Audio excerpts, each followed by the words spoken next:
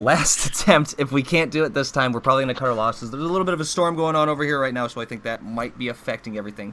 Where we left off at is we were talking about content updates between when the expansion releases for WoW. So, like, you get the Burning Legion update. With the Burning Legion update, Henson, with those, did they have, like, lore so you kind of would be able to follow the story and kind of be like, oh, we might be facing this guy in this expansion? That's exactly what it was. Even though you know the circumstances around the new expansion, you didn't know how the story played out until it played out through the patches. So everybody got to experience the story as it played out in the world. They would change the world as it would happen, halfway through an expansion pack. A town would be demolished, so now in 8.5 you can no longer access that town. Everybody experienced that together. I thought that was really a very engaging way to move a story along through an MMO with these millions of players experiencing it, at the same time. Which also, I think that also it affected other live service games as well. I think one game that really picked that up that I don't think a lot of people realize too is Fortnite had this ever-changing map going throughout it. And I think expansions like Cataclysm, stuff like that did change WoW's stuff throughout live service. I really think that influenced those type of games where, WoW was really the first game that really tried to do that, where it tried to have this live service game and the world changed. It wasn't the same world anymore. WoW, I think, got to a point where they're like, so many people are playing our game that we're able to change the world without people getting too like, oh, I missed out on that. You know what I mean? Oh, I can't do that anymore or something like that. They kind of got to a point where when they did that, people actually praised them for doing that. And I think, I think to be able to do that, to change your map and have stuff like that, you definitely have to have a certain amount of fan base. You know what I mean? Like, what's the best way to put it? Like, they took a lot of, I want to say, risk at the time, WoW did, that always paid off. Which, going into anything else you want to add in for WoW before we go into the next one? Because I want to do a good one, now I want to flip to a really bad one that I believe we all had an experience with. I think, Henson, you may have been left out of it, but anything you want to end for WoW with, anything you want to add on WoW, anything like that? As an end note, I think WoW already peaked, actually, and that was Wrath of the Lich King expansion. It was just the second expansion. So it was the king. It still reigns right now, but the direction has become quite questionable. So again, even, they say even the king sits on the throne, he still sits on his own ass. So. Well, I feel like World of Warcraft has become the Green Day of the MMORPGs. People will always have love for that fucking thing. And people will always get excited when they announce new things, but I don't think it pulls the same amount of people that it used to. In that sort of sense. They still hold so much respect in a lot of people's minds, but when it comes to them releasing new content, it doesn't have the same amount of crowds being pulled. Sure. I got a quick did you know gaming thing. I didn't know if you were aware of this, but when Diablo 2 originally released on PC, they were actually contemplating on releasing more extra content that you would pay for, which would be on floppy disks, and they would be just extra items and things that you could. They didn't end up going through with it, but you can see now that's like the prevalent game model of today. It is. And so didn't know if you knew that D2 kind of wrestled with that idea in production. They've been, live service games have been thought about since D2. You can think of it like that. So, next game I want to go to, game that is terrible, that still has controversy to fucking day, is Fallout 76. Henson, did you get Fallout? Did you ever dabble on 76, or did you stay away? You saw the fire. I didn't. I was on the knife's edge, and I was on the outside looking in, watching everybody else burn. And I kind of, a part of me feels bad talking so much shit about it, knowing I didn't play it and I don't have the first-hand experience. But then again, purchasing the game is, in a sense, already supporting them. So I'm like at this back and forth, where do I actually lie? Where does my allegiance lie? Well, I can tell you that from me and Matt's standpoint, you have the best seat in the house. Right. Todd Howard is like an abusive boyfriend to me right now. I love him. I love him so much, right? Todd, I love you, Todd. I love you. But he keeps punching me in the fucking face. He's giving you Stockholm syndrome. You can't leave. He keeps asking to borrow 20 fucking bucks for, you know what I mean? It's like if I went into the garage and Todd had a bunch of just soap, and Todd was like, "I'm making a soap statue." And I'm like, "Well, Todd, I don't want you to make a soap statue. I don't support this." And he goes, "Well, if you could just give me 20 bucks for this soap statue, okay? Everything in the future will be better." And I'm like, "Fuck you, Todd." And then I wake up one day and he comes in and he goes, "Okay, hear me out. Give me $100 for the soap statue, and you'll get features for this soap statue that no one else will have because they're not paying for this soap statue." And it's like, Todd, nobody wants your fucking soap statue, bro. I think Todd needs an intervention now. He needs it. Somebody needs to set him down and ask Todd, "What is going on, my friend? You are not the Todd we grew up to know." Right, Todd. Pete Hines is in a fucking wheelchair, fucking comatose, trying to do all the marketing and backtracking for this game right now. Pete Hines has fucking aged 40 years in the last 2 months because of this Fallout 76 fiasco. So Fallout 76, debacle. So Fallout 76 was marketed as an open world survival RPG FPS, which already at the start too many fucking tags. No idea what the fuck it wants to be. What I really think happened is Todd played Rust and thought, "Holy shit, I love this game model. How can we make this into Fallout?" But then as the development went on for it, everybody was like, "Todd, we don't want to make this kind of game." And he goes, well, let's just add in this. Let's just add in that. Was this not supposed to be a full Fallout experience firsthand, like considered a core game, or what?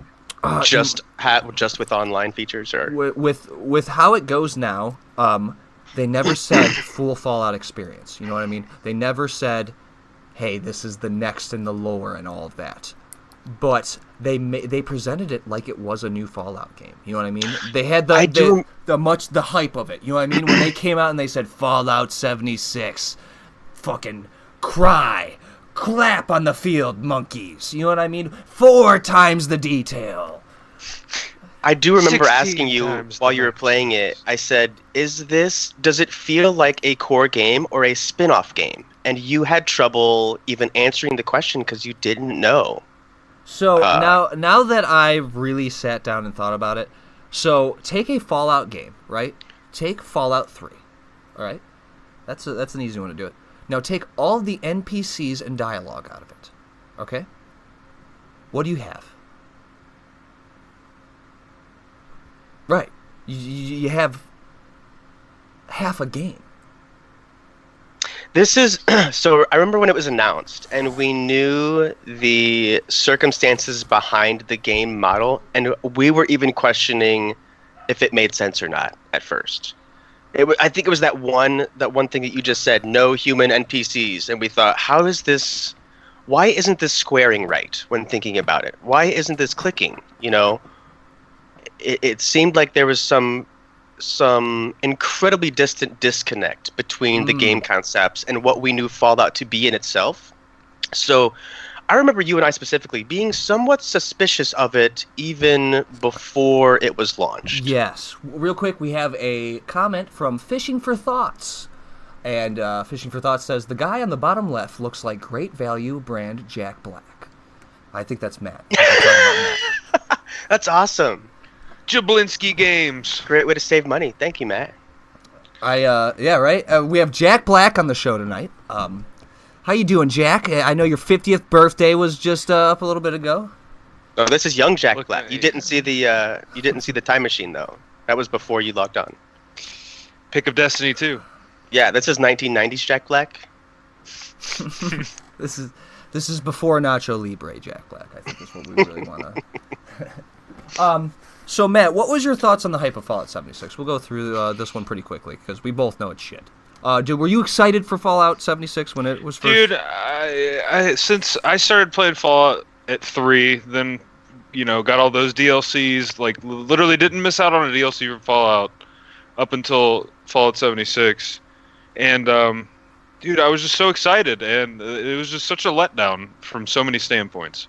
The whole no NPCs and it just feeling like an empty world where there's like no story, which is like kind of a core element I feel like in Fallout. Like it's always had and a pretty decent story. They tease you in the main story that one person is left alive that's an NPC. And that you're following their you're hot on their fucking trails. You know what I'm saying? The camp overseer. And you just stop fucking finding shit from her. You know what I mean? You don't find an ending to it. She just fucking peters out. You know what I mean? She gets bored. It almost seemed like they left everything up to the player to kind of interpret and leave up to them to see what it was like. They were really hoping that a player was going to finish the story and take on the role of Maria and make a new character called Maria and then run around and just talk and give, you know what I mean? That player was going to give the end to the story that they couldn't write. Because some of the best things about Fallout 76, Henson, which is cool but also is sad to a point, is the player creating content was better than the actual content. People were building mazes where you could die in them if you didn't pick the right fucking things, or at the end they'd give you gifts.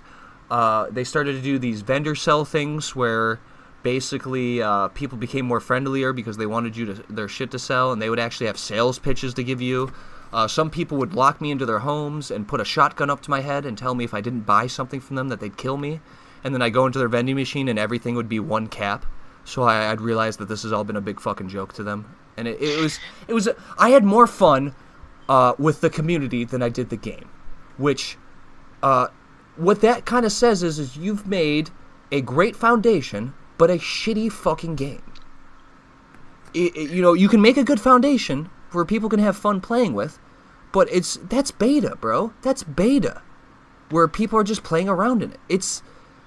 It was very disappointing. It was very much a letdown. It was very much, it seemed like half the time they made the game, and then the other half they made the marketing for the game, and they made how they were going to tell people what the game was. To me, that's how it felt. It felt like, and then after that, any problems that the player base had, go fuck yourself. It seems like, disregarding the kind of bugs that Bethesda has in their games, just usually, it looked like 76 had just such an unusual amount of bugs that it was almost a telltale sign that this game was rushed. It was rushed to meet some sort of deadline, some sort of in-between with their game catalog. It was released unfinished, it seemed, did it not? Yes, which...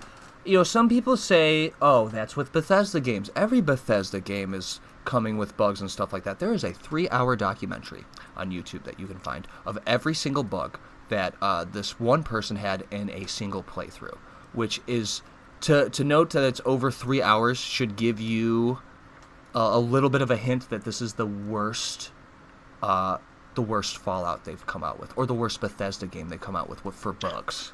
Well, Bethesda absolutely refuses to update their game engine because their programmers and designers are so used to this program they're using, they don't want to switch it up in the midst of their whole entire the gaming industry that they've created. Games wouldn't meet time requirements, release requirements. So I think they've been using the same engine since. No. I don't want to say it's been quite a few games where other companies would be updating to like Unreal Engine 4, this or that. They've stuck with what they do because it's what they know. Was it Morrowind? I believe it was Morrowind. Damn, that's pretty far. That's pretty far, man. Yeah. They've updated it. You know what I mean? They've updated it to make it look better and stuff like that. But as a core enhancement, yes. Which also, That's just putting a Band-Aid over it. When Call of Duty makes its own engine before you make another one you know what I mean? That should really say something. When Call of Duty is putting more money into its production value than you have been doing in your last couple games, it seems like. That's where I really start to draw the fucking line on all of this, man. Is like, game companies that I now didn't really like as much are now becoming, which I guess isn't really a bad thing. I think that's cool that because of this happening, games doing this, other game companies are utilizing this in a good way. I don't care about Call of Duty. I really do not have that much of a drive to play Call of Duty. But when I figured out the new Call of Duty had its own engine that they made themselves, and B, it was going to be cross-play between all platforms, that was a seller, man. That really was a seller. And it works. It fucking works. So for Fallout 76, a company that I really admire, that I really think it put out games that I liked, is treating me how I think Call of Duty treats its players, or how Call of Duty treated its players in a sense, is a big fuck you, man. It's a big fuck you to anybody who's played Fallout 3, Fallout 4, who's liked it, who's supported the series. Real quick, we have a comment from Vincent Velour, who says the 3 nuke detonation server crash, which is talking about in Fallout 76. If you could, there's 3 spots in the map, Henson, that you can launch nukes from: silo A, B, and C. So if you got people to launch nukes at the same time at all 3 silos, right, the game would crash for everyone on the server. Which which makes you think, why do you have those on the game if that crashed the fucking game? Why would you do that? I almost think that the workers at Bethesda are being spread so thinly between all of their projects now, you can tell that it takes away from the integrity of the main projects. Well, I know... there's people working on Starfield right now, there's people working on Fallout 76, there's people working on ES6, There's a lot going on right now. Maybe even the next core Fallout they're still working on, so they've spread themselves fairly thin with all these projects they've taken up. I know for a fact that Fallout 76 was developed by a new branch that I don't even think is open anymore. I think they destroyed it after Fallout 76's failure. So, everybody that worked on Fallout 76 had either not worked on a Fallout game before, was unfamiliar with their engine, and was just kind of given this monumental task. And that goes along with spreading yourself thin. They've spread themselves thin with Starfield. They spread themselves with Elder Scrolls 6. Now they want to do this Fallout 76. Let's say they have 1 or 2 developers from Fallout 3. Now the rest of the team are new people that they've just hired in. That's how you get to this kind of level of disappointment, I've realized. Now, what I don't agree with is them still trying to fucking hold on to it. Trying to fix it. Because you said to me, Henson, that the Fallout First, which is their newest trying to revive the series, which is give us $100 and we'll make all your items disappear, basically. Give us $100 and we'll give you access to a private world that other people can enter. Give us $100 and we'll give you shitty fucking currency for... Cash shop currency. Yeah, you know what I mean? So... well, we mentioned this before. This is the same monetization, however you want to word it, financial kind of deal they have with their ESO. It's the package that you get for paying monthly for ESO is almost like the exact carbon copy of a Fallout version of that. Now we know who's working on Fallout 76. In my mind, that makes me think ESO is now taking over Fallout 76 and trying to incorporate some of their ideas that worked, because Bethesda has no idea what to do. They have no idea what to do. I think it's their internal monetization group strategy is just being applied to many of their projects. I guess they are still running with it because it's worked in ESO, apparently, right? It was successful. They're maybe making money off of it, and that's why they tried it with Fallout 76 as well. But ultimately, it's everybody has been burned by this 76. Yes, it's almost like the past year, it's just been the sore on the gamer's ass the entire time. And you're sitting on it, you're rubbing it, you're itching it, you're waiting for it to get better, and it never does. Todd tells you it's going to get better, my friend. And here he says, well, we're going to take you to the hospital, fix the rash, you go home, have to pay for your own medicine, and the rash doesn't even go away. Right. All right, so we have a couple comments here. First is Hoodrich. Hoodrich is extremely obsessed with Henson right now. Ooh. He said, "How is this dude not in prison?" And he also wants to know if you've done time.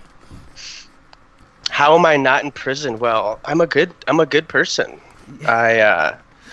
I don't do bad things. I obey the laws. I'm a upstanding citizen. Have I done time? It's funny how many times I've been asked that question from like strangers walking up to me in public. They'll either like ask me where do I go to get my tattoos, or how many do I have maybe, or the third question, how much time have you done? And it's kind of I mean, they're not wrong. I went to jail when I was a teenager for a couple weeks. That was for like some misdemeanor types of juvenile things. thing, I think, is the big It's thing. juvenile things, Yeah. yeah. But I think that's one of the stereotypes that I face like day to day is sometimes cops will ask me about my facial tattoos and ask to explain them because they're kind of digging around wondering if I'm part of a gang. And if you know me, I'm about as far as you can get from a gang member, right? But they don't know this. They don't know this. His gang is the Tales of Symphonia gang. Tales of gang, Final Fantasy gang. And then the other comment we have is from One Burst Money. And One Burst Money is saying this is a compliment because I can see his picture is him doing a giant bong rip, it seems like. It says, this guy is the bottom left is fried. Which is Mannequin, which I believe you're fried, my dude. I believe you're fried, my dude. Which also, talking about being fried, I think that is perfect going into our advertisement. Yes, that is perfect. Take it away there. Speaking of being fried, Inhalables, our sponsor, so to speak, a great smoke shop that offers amazing prices as well as great quality products. They got everything from your old school water pipes to like high-end tech stuff, such as like vaporizers and stuff. The staff there always helpful. I mean, they know pretty much everything you need to know about all that kind of stuff, and they're pretty much ready to help you get whatever you want. They're located in Brunswick on 1147 Pearl Road. They also have a website, NHALABLES, Inhalables. It's Inhalables without the I.com. You can also buy stuff off the website from there. One big thing that I don't think we've ever said before, but I do keep forgetting to say, a lot of personal glass blowers. You are going there because, you know what I mean? These people have a relationship with the glass blowers. They know them personally. They're not... Yes, you've got the Chinese glass and all of that, but you also have these crazy... I have them up on the screen right now. Crazy, great glass blowers from Ohio, New York, California. You know, it's so great to check out Washington, Arizona. So, great place to check out. If you do end up going in there, please let them know that the Keith Bulka Show sent them your way. So, going on to next game that I want to talk about.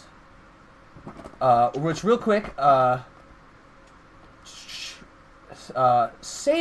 Toll says, Raisins suck, which is actually, they're talking about the title of our video, which, if you guys don't know, I try to do crazy clickbait titles, because I think it's funny. And this week's title was, are live service video games edible, or do they taste like raisins? Fallout 76 tastes like raisins. Tastes a lot like raisins. I think that's a disgrace to raisins. Seda says that no. That doesn't apply to me. I kind of like raisins. Seda was saying no. I was just saying raisins suck. I hate raisins. He ate some earlier, or he. They were yogurt covered. And then Oliver from Discord, which I know who that is. He should be coming on the show soon. Says, what the fuck are you guys talking shit about raisins? This has been the biggest fucking subject right now is raisins out of the entire show. I'm going to let you guys hash it out in the comments for a second about raisins while we go on to our next thing. Last comment I'll say is, Burnstyle says, rumor kids say perhaps to drugs. Which... There you go. As long as it's legal and you ain't hurting nobody. Fuck it. I kind of want to return really quick to the hype part where yeah. I have a suspicion that these days leaks aren't leaks, really. and it's just the hype bus. It's like it's a marketing strategy, albeit fairly clever, thinking that marketing it as a leak and getting some info about the hype. But I just wanted to make that point. Yes. So Blizzard is trying. I believe Blizzard is attempting to do that with the Diablo news right now, which we'll see more about it. But basically, there's been a leak that Diablo, a remaster of Diablo 2, or a remake or something of Diablo 2, and I think it's a remaster. It's not a remake. So it'll okay. They are different. A remaster of Diablo 2 and Diablo 4 is coming. Which, real quick, oh my gosh. Okay, so two people are just fighting in the comments about raisins about that. My bad. I gotta pick my clickbait titles better. I'm doing too much controversy here. I think we're gonna go into. Burnstyle said, "Is it going to be on Android? Don't you all have phones?" Which he's referring to the Diablo Immortal announcement, which. Did you watch that video? Oh, any of you guys? Were you there for that when they announced Diablo Immortal? No. Yeah, I was. You kind of got that. That cringe. It was like a contact cringe, where you weren't like in the crowd, but you felt like you were. It was that like demoralizing for the announcers. I kind of felt bad for them. You could see where the gaming community lies, though, specifically with Diablo. But in general, mobile games are just so big these days. I get why it was a thing, but the Diablo fans, it just didn't click, No, it didn't. Which also, sounds like a bad here's idea. Here's the thing. If you are a game developer, right, and you develop for consoles and PCs, stay out of my fucking pocket. That is the only advice I have for you. You already have me on my PC. I know you want me in your pocket too. I know you want it, but just stick to the PC, dude. I don't think mobile gaming, in that sense of a hardcore mobile gaming, I don't think that will ever take off to a certain extent. To me at least. Do you think that, Henson? Matt, do you guys think that? I think mobile gaming's weird because it's just revolving back into just any other type of gaming, like how people who play PUBG, the best way to play PUBG mobile is with a mouse and keyboard. It's like you're just making the computer smaller and the screen smaller, and you're still basically playing on a PC. It's just shittier. You aren't with the mobile games that have the actual competitions, you're forced to use the mobile controls. So they at least don't sanction mouse and keyboard in the official competitions, but still. To the general player, if the best way to play is without mobile controls, there's also some disconnect. Yes. I've seen this downward trend of user information input. So say from using mouse and keyboard, how much information you can input to the game with your two hands on the mouse and keyboard. Downgrade that to just the controller, and there's less input, so it means just less information bandwidth or input. Now we're down to mobile controls. It's another step down with this bandwidth. We can't be as quick as a mouse and keyboard with just our two little thumbs. So we're going in some sort of downward direction with information bandwidth, and I don't know where that'll take us actually. Which, going in, I think we have time for about one more, which the one more is going to encompass a lot of them, and we've all had an experience with them. But right before I do that, anybody watching on Twitch, watching on Facebook, watching on whatever, go ahead, give us a like, give us a follow. If you like what we're talking about, if you had a little bit of fun, I would really appreciate it if you could give us a follow, give us something like that. It's free. It really shows your support. We really like it. And also, what is your guys' favorite or worst live service game? Which game did you have? Oliver from Discord, thank you for the follow. What games were you either hyped about and it came out and you liked it, or what games didn't you weren't hyped about and came out and it actually came out to be one of your favorite games? Also, thanks to Seda Toll for the follow as well. Real quick, Seda Toll says, we can't be as quick as a mouse and keyboard with just our two little thumbs. And I don't know where we're going with that, technology-wise, I guess. I mean, you would almost have to backtrack so far Yeah. to where you have like that Neuralink that Elon talks about, to where it would just immediately go the other way, you know? Seda says that Seda's trained in the ancient art of Naruto thumb ninja tactics. So that okay. so I guess what they're saying is now it's going into technique. It's all about the technique now, all right? It's all about how you got to train those hands up, all right, gentlemen? You got to make sure your hands are frosty, as they say. There is apparently like optimal mobile game technique where you're actually crab clawing 3 fingers on each side of the screen like this, and you hold it with your other fingers. This is the technique that players use in the big competitions, I guess. So wow, they're finding ways. The end of Nanovore and Fusion Fall were the biggest deaths and loss I've ever had in my life. Do you know what any of those are, Henson? Because I am actually not familiar with those two. I didn't hear what you said. What were they? The end of Nanovore and Fusion Fall. Okay, I don't think I've heard of either of those. They're games? I believe they are. Let me see. That was Oliver from Discord. Okay. Let's look them up real quick. I always like when you guys comment in on stuff. I'm always willing to search up stuff and stuff like that. I do have something that I was so pumped for, and it wasn't that it failed in itself, it was the market and the consumers failed it. I think that was the PS Vita. The Vita was really good. It ended up having quite the game catalog on it until I think they just discontinued creating new Vitas recently. So it was only, 5 years? And it was kind of dead the last 2 years.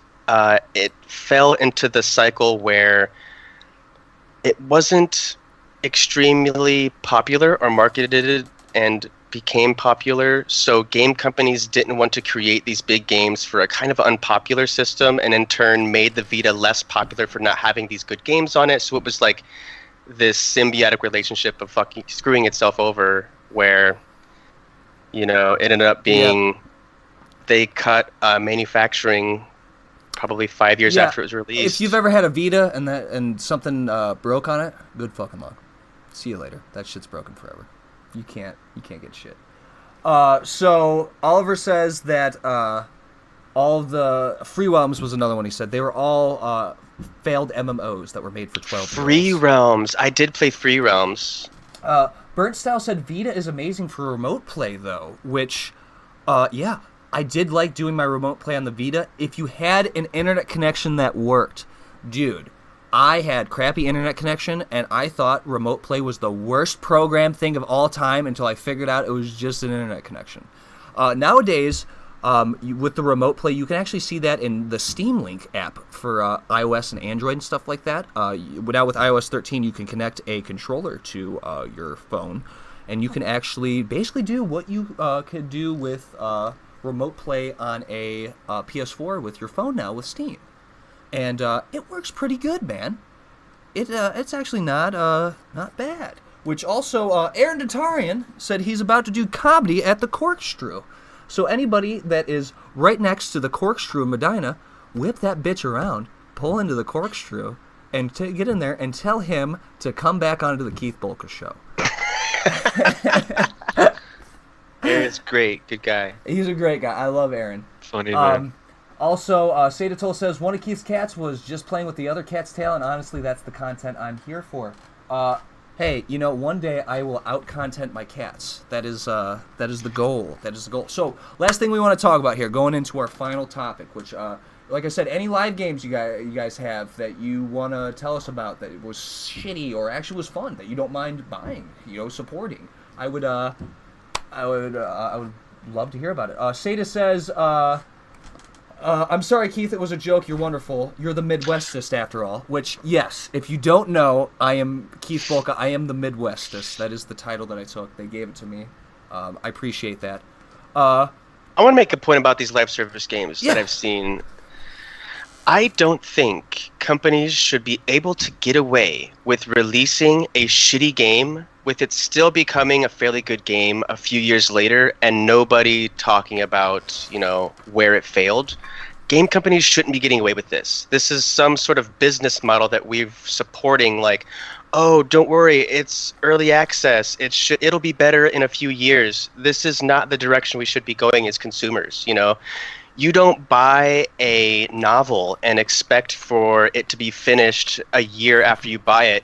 It's complete. It's in there. There's no DLC. Same with movies. You go to the movie theater, you buy a DVD, you're watching a movie. You're not waiting for this thing to be finished. I don't know why the gaming industry is getting away with this half-assed, half-completed forms of art that they're selling for full price. Not even full price, sometimes rant. Even more, like sometimes yeah. Double the price, after you pay for all the DLCs. Yeah. You've paid $120 for a half-ass game, Yeah, I'm thinking of No Man's Sky for you, Matt, where it now is apparently a fairly good game, and people kind of gloss over the absolute wreck it was at first,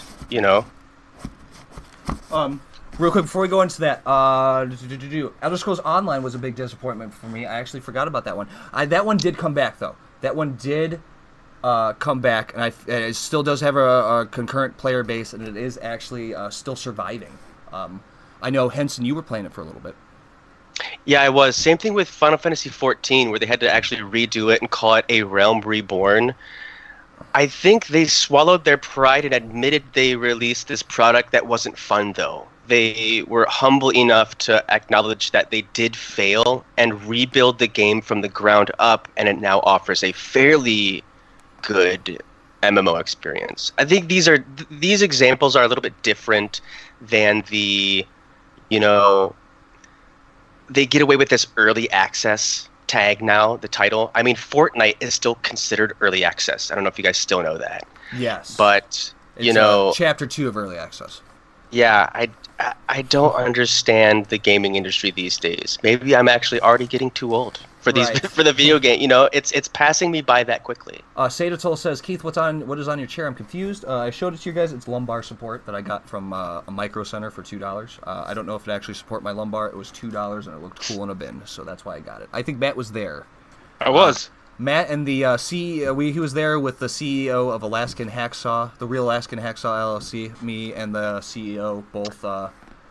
Is that when I built the computer? I think it was when you built the computer, but we both saw that in a bin, and we both just hyped each other up to get these lumbar supports. I don't know why, but No Man's Sky DLC was free though, which is, yes, it was free, but the thing is, I think I should say this to everyone. No Man's Sky, the developer of No Man's Sky, I believe, what are they called? Hello Games, something like that? Yeah. Hello Games and their relationship with the Hello Games community, No Man's Sky community, it's beautiful, dude. It is such a beautiful relationship that I've seen. Because since No Man's Sky fixed the game and put it to the way they got it, the community actually got together funds and put a billboard out that said, "Thank you, Hello Games." That's almost exactly what I'm talking about. They fail to forget, or they fail to remember, that Murray fella literally lied to them for the 6 months up to the game's release, and now that should be forgiven because now they have a good relationship with the community. That's exactly what I'm talking about. That misleading your consumers shouldn't be forgiven for any reason. I don't even think he's come out with an official yeah, I lied kind of deal. Right. It was I don't think he ever will. Yeah, it happens.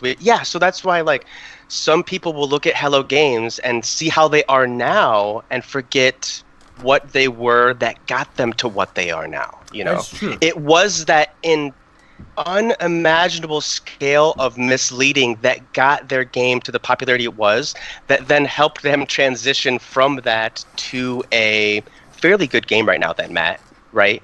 It would be considered... Last I checked, I mean, yeah, you considering what they said it would have, it pretty much has all of those things. I believe in multiplayer as well. Sure, yeah. Now, the last thing I want to talk about is season passes, but not the season passes that were all, not the old kind of season pass, the new kind of season pass. It's also referred to as a battle pass, a survivor pass, anybody know any of the other pass names they have? I forget. Those are the only big ones I know. I know PUBG has the survivor pass. Fortnite has the battle pass. Realm Royale has the realm pass, or whatever the fuck has give me your fucking money. So what this is you pay $10. $10 is the usual thing, or if a game's really greedy, they'll charge you 14 or something like that. And you have now gotten a new what's the best way? New unlock thing, a new what is that thing It's called? essentially VIP. Yeah, right? like a VIP progress thing, like unlock chart. You know, every time you get a level, you get a new thing. You get a new thing. As to where the free version of the pass, every 2 levels you get something. Every 3 levels you get something. The paid pass, every level you're getting something. You're getting some good item. it's a bonus progression system. Now, with other rewards that the free players can't get. Since I think we should kind of wrap it up here. I want to split them down the middle here. I think that the battle royale ones that give you the cosmetics, the blah blah blah, all of that. I don't think they're worth it. I think they're worth it if you really like the game and you want to keep grinding with it. But as for me, as somebody who plays multiple games, I don't see the cosmetic as being such a pull to give them the money. As to where with RPGs, like Destiny 2, for instance, I really like the model of giving them the money and being able to grind, because it helps with the grind, it feels for me. I'm getting more stuff with the grind. As I'm leveling up, I'm feeling like I'm getting more. It's actual usable items in the game. It's not a fucking t-shirt that says Fortnite Dance on it or some shit like that. Sadatol says, I feel like battle passes have potential to be good, but they're really difficult to do in a way that actually feels worth it. Which I also agree with that as well. Because really with the battle pass in Fortnite, you're just getting cosmetic items. You're really not getting anything crazy with it. But at the same time, I don't think they should add anything that would help with the gameplay. You know what I mean? Burnstyle says, on the other hand, servers are really expensive and need to be maintained. That costs money. Yes, I do agree with that. But I think battle passes are the alternative to the monthly subscription, so it's almost like pay when you want for bonus content. Yes. You're not roped in for a year. They continually change based on the new season, new content, new unlocks, but it is reminiscent of the, I think it's called the lifetime customer value. Yep. What they talk, how much money can you get from one consumer based on the lifetime of their playing of the game. Consider World of Warcraft. People that have been playing WoW since release have spent, do the math. I think it's over $5,000 now if they've been paying $15 a month every month since release. You can't get that in any standalone video game release whatsoever. Get your players to spend thousands of dollars. I think this is the new direction of the sub model that they had to try to get as much money as they can from the consumer. I agree. We got a couple of comments here. This is really starting to pique some interest in people here. When it comes to your remarks on cosmetic first in-game items, though, I almost feel like I'm the opposite stance, that I like the cosmetics instead of the in-game items, I guess is what they're saying, solely because it causes, a lot of cases, it becomes almost pay to win. Which, I agree with that. I do agree with that. So, like, in Fortnite, when I talk about with Fortnite stuff, I guess I'm just not a big a fan of Battle Royale anymore. I'm not a crazy fan of Battle Royale. I played a game called Ring of Elysium, which kind of had, it was kind of like the in-between Fortnite and PUBG to me. You had some crazy shit you could do with your character, like in Fortnite, but it had kind of like this realistic look like PUBG to it. And I liked the Battle Pass in that one, because technically if you liked the game enough, you only had to buy the Battle Pass once. And then you would never have to spend money on another Battle Pass again. Because if you completed 75% of that Battle Pass, it would give you next season's Battle Pass for free. Get this, though. Fortnite has built itself around the cosmetic vibe to where that is like one of the main reasons people like to they're Now, interested in still playing the game is the mining skin, the parachute skin, the character skin. Now, even you the other day, you were playing Destiny 2, and you have the battle pass for that, and you were mentioning what you liked about it was it smoothed out some of the grind that came with the game, but it still also had a fair amount of cosmetic things going on with it, right? You showed me the ghost thing, you showed me the vehicle skin thing. yes. What was I gonna say there? So those also can just get broken down for basic currency too, which I like as well. So, in a sense, because Destiny 2 and Fortnite are two fundamentally different games. I mean, we can agree on that. I think that the battle pass for Fortnite, I think it's a success. You know what I mean? You can't not look at it and not see it as a success for what it is, for how much money it's raked in, for what it's done for Fortnite. But as it goes between like the two, I like Destiny's version of a season pass more than the battle pass in Fortnite because I feel like I get more from Destiny 2's than I would get from Fortnite.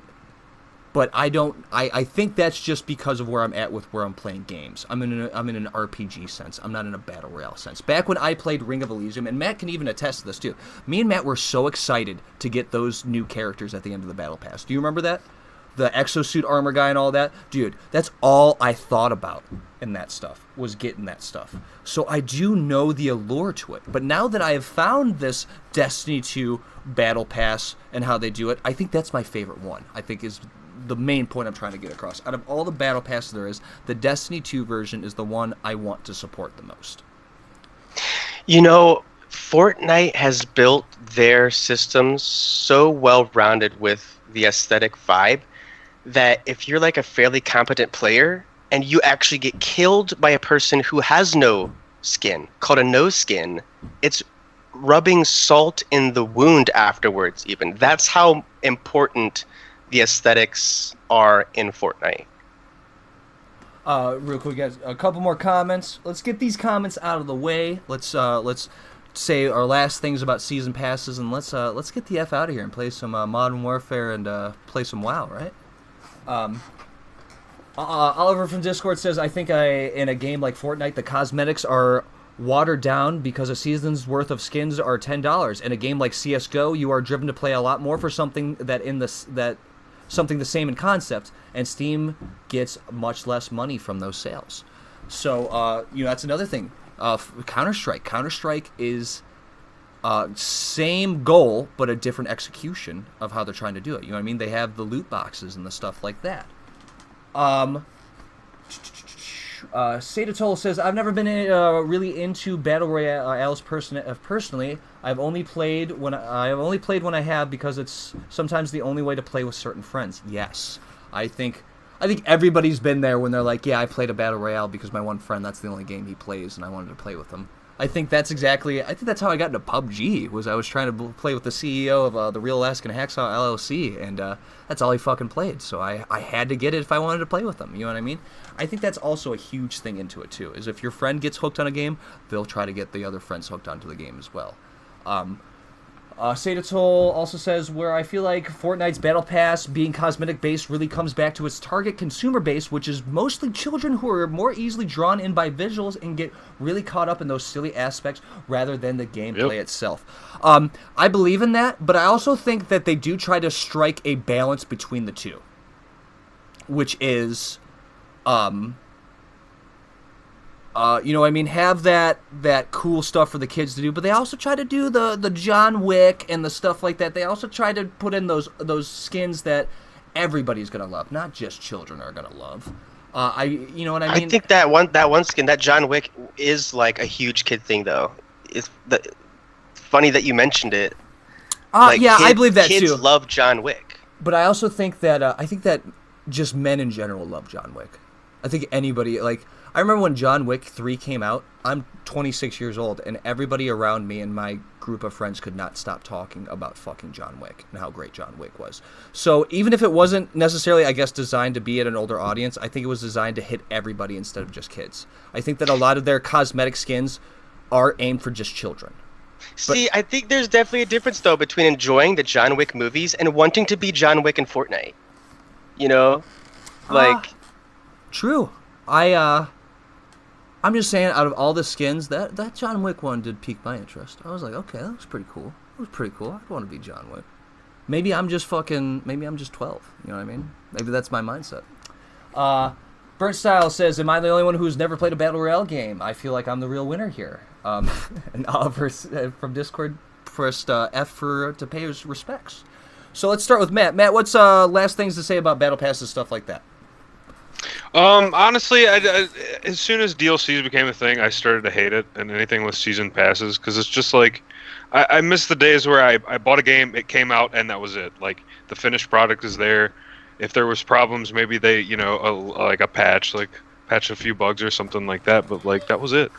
And I kind of wish we would go more towards that model. I know nowadays with games being a lot larger in size and taking a lot more time to develop, they might need more money. That I can understand the price going up a little bit more with just the base price of a game. But like, other than that, I don't want to pay hundreds of dollars for a half-assed piece of game that's been mashed together over 2 years. Right. It's not something I'm about. Real. That's why I like the new Call of Duty Modern Warfare. They're kind of going back to the old things that we know and love and that works. While also being ambitious with the crossplay and all that. Which, real quick, I gotta go grab my mead that I'm gonna taste real quick. So, Henson, if you go ahead, Henson, why don't you tell me about the season pass, what you think about it real quick, and then if I'm not back in time, which I should be, it'd be a 5-second watch. Why don't you start talking about the mead you're gonna be tasting tonight, Matt? All right. All right. Yeah, I definitely see the gaming industry moving away from the monthly subscription models as a whole and moving towards some Battle Pass type thing. With consoles, it's a little different because you also need to be paying the Xbox Live, PlayStation Live yearly to play online. Think of the Fortnite experience. Plus, now you're paying to play yearly, essentially online, and you're also buying a battle pass. I mean, they've won it both ways, essentially, in that aspect. I'm a bit of I may be kind of set in my ways because I grew up with the monthly subscriptions, and I'm kind of used to those. To where it's hard to kind of assimilate myself into the battle pass and cosmetic cash shop vibe that a lot of games carry now. I don't mind the monthly subscription because you can still kind of pay when you want. You aren't like locked in for a year. You can pay monthly. You can stop playing. Things like WoW have adapted to where you can still play kind of for free without a subscription, but it's like only a low-level character. Things like how Fortnite does it now, where you kind of technically can play for free, straight up, yeah, but there's this other more vibrant, engaging experience if you cough up $10 at a time. I'm open to new payment methods, of course. I like being progressive on a lot of stuff like that and seeing what the future has. But it's become kind of easy to pick out the obvious issues we've faced so far with the payment model moving along in these ways, like the early access, paying $60 for an early access, or having these pay-to-win type features that you would kind of see in a lot of MMOs, cash shops, that kind of made the MMO fail. But yeah, I'm open to the future of new payment models, I guess. Cool. I do like what you say, by the way, about how you're not like tied in with these battle passes. If you don't want to pay for a month, you don't have to pay for a month. I really like that. I really like the ability to where you don't feel tied. As in, like, World of Warcraft, that subscription, you miss a month of that World of Warcraft subscription, you feel like you miss out on stuff. Or at least back in the day, I felt like I missed out if I couldn't play for that month. Because you literally had to pay to play for that game. Yeah. So, you know, I want to make one more note real Yeah, quick, go ahead. actually. It does really, for like lack of better words, blow my freaking mind that one of the most successful games to date is a free game, Fortnite. You know, Yeah. that is the current state of the gaming industry right now. I think it's a great move. I hope more games would go that way somewhat, but I think it was just noteworthy to, say that Fortnite's still free, guys, and it's done what it's done. I mean, that's absolutely mind-blowing. I don't even play Fortnite. I don't like it that much. I've never been a fan, but I really do respect what it's done to the gaming industry in some ways. I do too. I really respect Fortnite. I respect Fortnite and I respect World of Warcraft for the legends that they are, in the sense. Even though I don't play them anymore or I'm not really that interested anymore, you gotta have respect for the OGs, bro. You gotta have respect for the people who blazed their way through the thing. You know what I mean? Blizzard started as one of the greatest RTS games out there, and now they're one of the greatest MMORPGs. And Unreal started as a kind of like a competitor to Halo, and then actually won in the multiplayer aspect, became Unreal Tournament, and now we're at Fortnite. You know what I mean? So they've divulged very far from their beginning places, but they have made their way. And then you have fucking Bethesda twiddling its thumbs in the corner asking for $20 for a fucking soap statue. So we're gonna go into the last little part. So every time we end the show now, Class 6 LLC, ran by Vincent Bluer. They are a mead company. They have given us a bunch of samples to try and to tell you, tell you on the show, hey, this is how it tastes and stuff like that. Which, real quick, last week, Matt actually, I don't know if Matt was going to bring this up by himself. Well, the mead that Matt had, he actually said that the more he had it, it actually started to taste. You said worse the more you had it, right? Yeah, I don't know. It was weird. I don't know if it was just because I'm not used to drinking that much mead, or if it was strictly because of the flavor was supposed to be like a whiskey kind of thing, but it's mead, so it's just confusing. I don't know. So But the whiskey mead may be may be a little hit or miss. You know what I'm saying? At least for Matt. So this week I have Cobbler is the one I'm going to try. Cobbler is an apricot mead. And then, Matt, which mead are you trying this week? I'm going with the Stagger Juice. Stagger Juice. I think it's the molasses one, if I remember right. 16. I believe yes. I believe that is the one. Yeah. So, you want to go first? You want me to go first? I'll go first. I'll check it out. Right, go ahead. Stagger Juice. All right. Right from the jar, like a beast. All right. Definitely sweet. Definitely molasses. This one I like better, for sure. So you like the sweetness with it. Definitely, it seems to me like the sweet flavors are the way to go with mead. You don't want to try to emulate our hard alcohol with it. Because it's already going to have a sweetness because it's honey, it's fermented honey. Right, so right. That it complements well. I like that one. All right.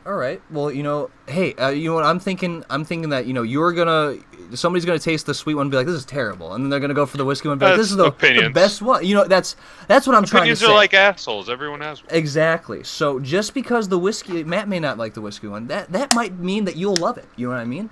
So I'm gonna go ahead and do the apricot here. Bottoms up. Num num num. So, right off the bat, kind of like a fermented apple juice, almost, with the apricot. Kind of like an apple wine, I guess would be the best way to put it. Or like, how they have like the sparkling juice and all that? Almost like a sparkling apple juice, kind of. Very, very light, but you can definitely near the end taste that alcohol into it. Almost like like a fruity cocktail, I guess would be the best way to describe it. Also, shots of... Woo! Man, that got me at the end there, buddy. That last one. Woo-hoo! There you go. This apricot is a little, that's powerful, man. That's powerful. Also, I just want to say shouts out to our unofficial sponsor, Corsair, for, we all realize we have the Corsair headsets on right now. Since I'm feeling a little swasty after that chug there, let's do these last little comments. You see games moving away from monthly subscription models, but isn't Google or somewhere trying to push for the exact opposite, which I believe they're talking about Google Stadia, which I don't think Google Stadia is a subscription-based gaming service. I believe it is a cloud-based gaming service. I don't think you have to pay for the cloud either. I could be wrong. I don't know much. What I thought was all you needed was the controller and like a Google Chrome thing, and then you could start to... No, if I'm not mistaken, it's $50 a month. Really? Yeah, look it up. Somebody was just telling me this the other day. There is like a monthly fee, and it's about as much as a new game every month. Yeah, fuck that. Yeah. For That's what? what they said. Look it up. Look it up yourself. Sayatol said they're trying to make cloud-based gaming with a regular monthly subscription the new norm. Which nobody's don't go for that. Man, call me crazy. I like physical copies of games. I do too. I like collecting things. I don't know if you can too. see here with my collection here of my games and my books and everything. Almost I like went- having physical copies. Almost went the wrong way there for a second to see the person tied Oops. up. Oh yeah, you don't want to see my But yeah, I don't know. I don't feel like if I buy something that's just online, like a digital version of a game, I kind of feel ripped off. There's no little. I love the booklets that used to come with the games. I loved the PS1 jewel cases. You know. Oh yeah. I don't know if that's just like Actually, a generational thing to where You know what? Here you go, guys. Henson and Matt won't be able to see it, but for everybody at home, I have a genuine copy of Mario Tennis for the Virtual Boy, which that is one of my favorite physical collections of things. Because guess what? Nobody's fucking got this. Nobody has this. Because A, if they see it, nobody's gonna fucking buy it. I got this at the Exchange in Medina, I believe, for $5. I saw it for $5, and I thought this is a piece of gaming failure history that I need. Which also, if you guys, my fun fact at the end of the show here, did you know, she was steaming that you didn't read the second comment too. Oh, Sayatol, she hates the cloud subscription service. She thinks it's terrible too. So, fuck that, right? Fuck that. Everybody's in agreement. I've heard where we are technology-wise, there's not enough bandwidth and other technical things to keep up with like the streaming quality, the integrity of the service. We're just not there yet. Even in America, we still have these data caps with our providers, which is like a joke to the rest of Europe and stuff, you know. So there's definitely things still holding us back from these cloud-based streaming services being the best that they could be. So I have it pulled up here. If anybody knows how to get a physical copy of Jack Bros for the Virtual Boy, I'd surely compensate you for helping me out. If you guys don't know, Jack Bros is one of the first games I believe that Atlas put out that features Jack Frost as the main protagonist, which Jack Frost is like Atlas's mascot person, but it's a very hard game to find. So if anybody knows anything about that, let me know. I would love to get a copy of it. I love, as to where Henson likes to get physical copies of games, I like physical copies of obscure games, obscure stuff. Another thing, if you guys know where to get, I'm just planning it out there, might as well get it all out there. The Panasonic Q is what it's called. The Panasonic Q is a GameCube that was made by Panasonic, which plays DVDs, and I believe also had like a fucking karaoke thing it could do with it too. It's crazy. It's insane. I want it so badly. But those. Well, it was a full functioning GameCube too, right? Yes. Yeah. And the GameCube controller says Panasonic instead of Nintendo on it. The controller ports light up and shit like that. It came with a remote. Like, it was, dude, it was so weird. It also has an LED screen at the top of it to show you, like, it's on GameCube mode or CD mode or whatever. It's just, it's like early 2000s aesthetic as fuck, and I want it. But, also, any more comments here? I doubt it's really a generational thing. Man, I'm 17 and I've always preferred physical copies of games and books and comic books. So, even the younger generation really like that physical copy, man. Oh, right, collecting comic books. See, I would get into reading manga online, and I ended up missing my physical manga. Say, same thing like comic books or something. Of course, you can read comic books on YouTube, but it's not like holding it in your hand, flipping the pages, seeing the physical panels. It's such a more genuine experience. Okay, I just figured out there is a orange Panasonic Q. So that means that... Oh, boy. The shit just got so much deeper. Also, Vincent says, I'm glad you guys are enjoying the meat, and I'm looking for new flavor ideas. If you want to make any requests, the feedback is very important for me to perfect my product. So, Vincent always appreciates our support and everything like that. We always appreciate supporting Vincent as well. We really hope he gets off the ground. He's a very nice guy, and I really look forward to what else he does with Class 6. So now we're going to go into closing comments here. And closing comments is basically where we just say whatever, man. This is just the last 5 minutes where whatever's on our mind about what happened or anything like that, we just get off. So what I want to say is, I think it was a good show. I think that the internet dropping is really getting on my fucking nerves, and I'm really dedicated to fixing that. So to anybody who may see this later and think that we just dropped out and didn't finish our show, I apologize, and I am looking into fixing this. But besides that, I've been playing Call of Duty Modern Warfare. I've been trying to figure out how to get it to run properly. So as soon as I get it to run properly, I'll tell you guys if I like it or not. Besides that, been doing the Destiny 2 grind. Been loving the Destiny 2 grind. So I'm going to pass it over to Henson. And Henson, why don't you closing comments, man? What's up? Yeah, well, like I said in the beginning of the show, you told me they released the Volpera for Horde. I resubbed to WoW yesterday.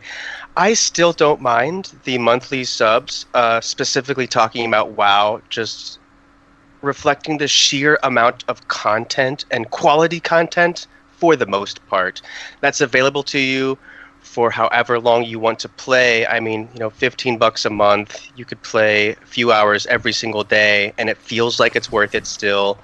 I'm open to the future of the evolution of the pay models for gaming. I don't try to be stingy, but sometimes it can be easier to identify the failures of Ingenuity with and not recognizing the good things that are possible or that it is, doing, like Fortnite being free and being arguably the number one game currently in the world. We definitely have a lot to see about the evolution of the gaming industry, especially during the 2020s here. Oh yeah, and another thing I wanted to say too is, real quick, Sada Soul says, I feel like when it comes to Generation Z is probably going to be a lot less likely to pay monthly subscriptions, simply due to financial status, which, that's why I feel like we are going to this on-again, off-again subscription instead of having to have the subscription, where, it's going to a point where it's like, oh, you don't have enough money this month? You can still pay, you can still play, but you're not going to get the full benefits of it and all that. Oh, God, Henson, I was going to say something about World of Warcraft, and I totally my mind just went... Well, I remember when it first came out, I was a freshman in high school, grade 9. I didn't have a job, but I assumed that either my parents helped me with the subscription sometimes or the random stuff you do as a kid with mowing lawns and such, But I do see where the games that try to market to people that can't generate their own money, how do they get money from those users still yet? Have your parents pay for it. That's kind of a big thing right now, which I see it falls apart when they start to introduce the loot box mechanics when the game is still marketed to children.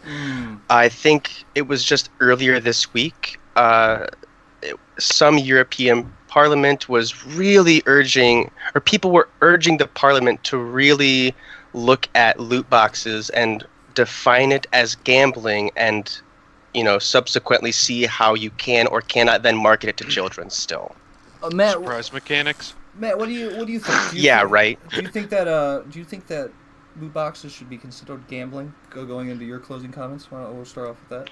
I would say yeah. I mean, it's basically it is. I mean, yeah, it's gambling. What's the difference? What's the difference between opening a loot box and rolling a dice? You know what I mean?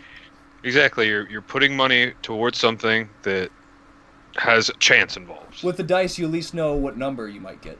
I feel like with loot boxes, a lot of time you don't even know what the fuck the percentages are in that. I think they were getting away with, unlike a lottery ticket where you can win nothing, you always win something, even if it's bottom of the barrel content. Right. So you're not like throwing money down the drain, but you're still hinging on the random number generator factor. Yeah. Well, anything else with closing comments here, Matt? I'm hoping to see games or developers kind of wake up from this, like just these shitty games that have seemed to come out in the past couple of years, like No Man's Sky and Anthem and stuff like that. And hopefully we have a better, brighter gaming future. I just really hope like Cyberpunk or something like with big titles that everyone has high hopes for isn't just another like giant letdown. Now, I also think that right now we are in this transition. Right now, we're getting to transition to the bigger, better games. Like when Sega Genesis was a huge fucking system. Hence, did you ever play the Genesis, the Mega Drive? Yeah, I did. I didn't have one, but my had a friend that had it. Boy, it was old school. Loved it though. I love the retro games. Now, the Genesis was out for a little bit, then the PlayStation came out and fucking destroyed it. But during that time, there was still, right before the PlayStation came out, it seemed like games were plateauing. They were reaching their peak. They were doing everything they could do. Then the PlayStation 1 comes out, whole new world, whole new way to do things. So, I think right now the biggest thing that, and I know what people are going to hate me for this, biggest thing that companies should focus on in their games is making good adaptive interfaces and UIs within their games. Games like Doom, Prey, stuff like that, where you can actually sit down at a computer in the game and go through that computer and fucking go through it, stuff like that. That's the interactiveness that we need. That's the kind of ambition that we need in games right now, to where we've gotten to a part where the basics of gaming, of doing everything like a real world stuff, is there. It's fucking there. But we need to break beyond that. You know what I mean? We need to go beyond that a little more. So like, games like Prey, stuff like that, are the last games that have really made my mind fucking blown, where I'm like, damn, dude, so much work had to be taken into this. So I just really want some ambition in my games. Some ambition. Which, I feel like a lot of the times now we're just falling way too hard on what works. Hey, this works. It's not doing anything new to the genre, but it's a good game. And I'm tired of hearing that. I'm really tired of hearing that. I want to hear, this furthers the genre. This creates this. This does that. So hopefully we can get that in the future. But as always, new show ending. I love all of you. I hope you all get the happiness that you deserve in life, and I hope that you get the chance to chase your dreams, whatever that dream may be. And as always, here from the Keith Bulka Show, go fuck yourself.